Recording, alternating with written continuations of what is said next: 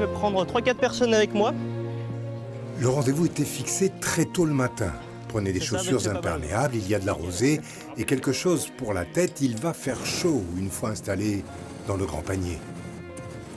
C'est toujours en osier ces trucs-là? Oui, alors soit en osier, soit en rotin. C'est parce que historiquement c'est en osier, ça fait genre, ou c'est parce que c'est pratique? Alors c'est une matière qui est utilisée depuis des années, pour la simple et bonne raison que ça absorbe les chocs. Tu peux donner un coup de pied dedans, tu verras. Ça bouge pas. L'acier, ça se déforme, le plastique, ça casse. Pour le ballon, 1, on gonfle, 2, on chauffe. Ce matin, sur le pré, 3 ballons. 30 minutes de mise en place, 2-3 consignes, et le ciel est à nous. Géant de toile montgolfière, perdu entre ciel et terre, un peu d'air chaud pour monter, un léger vent pour voyager. Maël, 19 ans, le plus jeune pilote professionnel de France. Sa première ascension à 2 ans et demi dans la montgolfière de papa. Dans le creux, Voler, à c'est notre s'amuser gauche, à là-bas, passer d'un on a- courant d'air à un autre.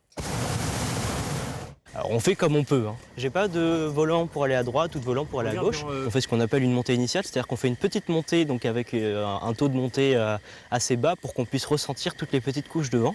Et une fois qu'on a ressenti toutes ces petites couches de vent, on les garde dans un coin de notre tête et on se dit voilà, quand je suis à ras des maisons, je pars à gauche, quand je suis à peu près à 150 mètres, je pars à droite.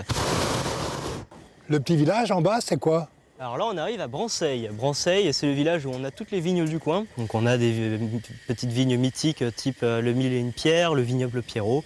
On a plein de petites vignes partout, donc on a un sol qui est calcaire, qui est très différent du sol qu'on peut retrouver dans le reste du bassin.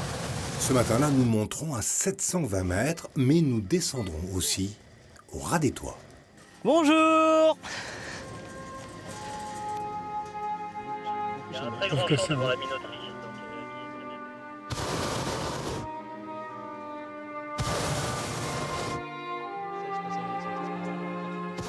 La magie opère, le temps suspend vraiment son vol, les paysages défilent, car Maël peut même faire pivoter son engin.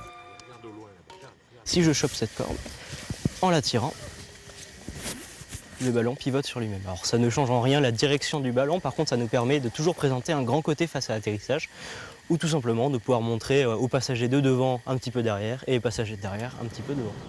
Maël avait prévenu, dans un vol il y a 3 phases, la préparation, la jubilation et...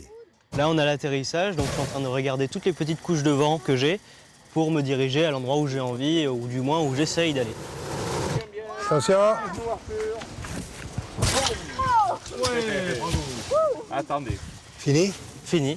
On est arrivé. Atterrissage un peu compliqué parce que... On a eu très peu de vent sur l'atterrissage, avec des vents qui allaient un petit peu à droite et un petit peu à gauche. Donc il faut se débrouiller, il faut zigzaguer, on monte, on descend, on trouve la petite couche de vent qui nous plaît, et puis quand on y est, on descend et on y est. Et on arrive à l'ombre. Voilà, on est pas mal là. Pour mériter notre brevet d'aérostier d'un jour, il nous a fallu déplier. Forcément, il nous faut ranger. Et un ballon dans l'air, c'est léger. Au sol, ça pèse son poids. Bon, déchirez-moi cette toile là. Si tu veux dire quelque chose d'intelligent, c'est le moment. Ben c'était ça.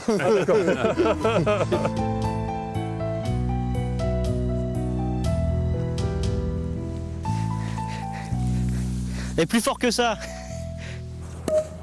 Champagne à chaque fois. Champagne à chaque fois. La tradition. Royal au bar. Voilà, c'est ça. Royal. Eh ben santé à tous. Santé. Petit vol. Santé, bah, Santé à vous. Félicitations. Bravo. mais Bravo. félicitations à toi. Bravo à vous.